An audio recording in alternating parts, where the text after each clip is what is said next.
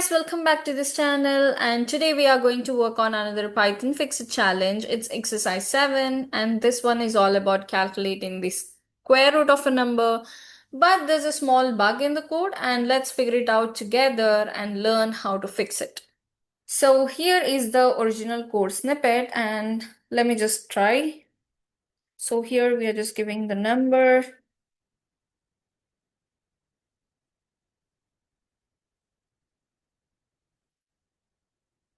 Input, enter a number. And to calculate the square root, root equal to number.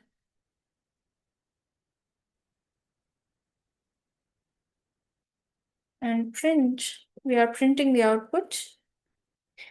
The square root is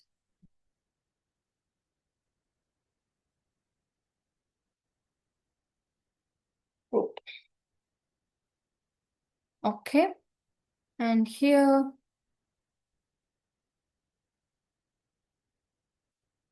getting input from the user.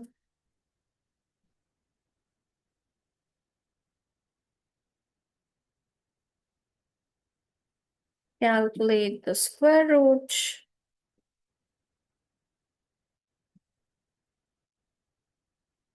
And display the square root.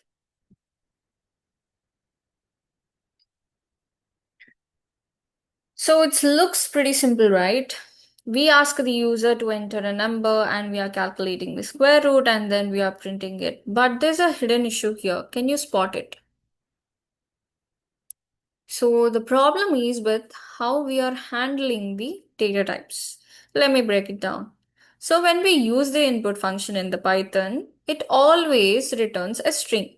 But in this line, which is in this line, we are trying to raise a string to the power of 0.5, which causes an error.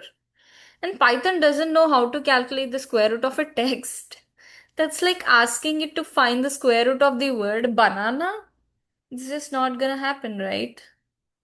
So here is how we can fix it. So we need to first convert the input to a number. Since we are working with decimals, are like square roots, so we'll always use float here. So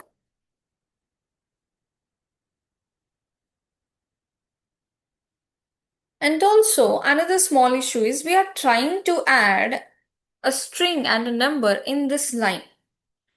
So instead we can either convert this root to string or my favorite way is use an f string for cleaner formatting. So all you can do is just use f and root.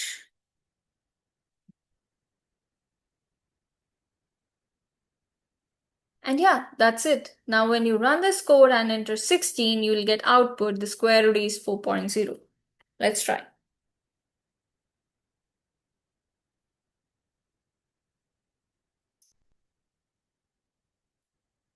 See, the square root is 4.0. So in this short exercise, we learn two key things. Always convert the input to the values when you need to do math. And be careful when combining strings and numbers because F strings also can make your life more easier. And yeah, that's all for today. And if you found this video helpful, hit this like button, subscribe for more beginner friendly Python content, and let me know in the comments if you have ever run into similar error. Also, there's a challenge time.